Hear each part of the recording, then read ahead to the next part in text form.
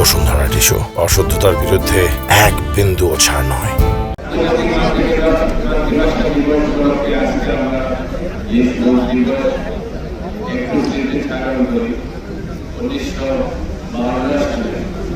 যখন পাকিস্তান সরকার পূর্ব বাংলার উপর চাপিয়ে দিল রাষ্ট্রভাষা উর্দু হবে, ঠিক সেই সময়ে গর্জে উঠেছিল বাংলার জনগণ, যারা শহীদ হয়েছিল।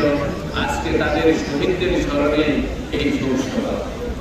আপনারা দেখবেন বিশ্বে যত দেশ উন্নত হয়েছে, বাংলা সে দেশের ভাষা চর্চার মাধ্যমে। আমি জাপানে একটা ট্রেনিংয়ে গিয়েছিলাম, ওখানে অনেক উচ্চপদস্থ কর্মকর্তা যারা প্রত্যেকটি প্রতিষ্ঠানের শীর্ষ পর্যায়ে আছে, তারা তাদের ভাষায় কথা বলে, জাপানের ভাষায় কথা বলে। ওরা ইংরেজিতে কথা বলে না, বা ইংরেজি ওরা জানেও না। এরকম প্রত্যেকটি দেশ যেগুলো উন্নত হয়েছে, ফ্রান্স, ওরা ওদের ভাষায় কথা বলে। ইংলিশটা ওরা জানলে ওরা বলার চেষ্টা করে না। এরকম ভাষার প্রতি একটা মমত্ব এবং বসুন্ধরা টিস্যু, অশুদ্ধতার বিরুদ্ধে এক বিন্দুও ছাড় নয়। ভাষাকে যদি আমরা এভাবে প্রপারভাবে ব্যবহার করতে পারি, যথাযথ ব্যবহার করতে পারি, তাহলে আমাদের দেশ এগিয়ে যাবে এবং অন্য ভাষাও জানতে হবে।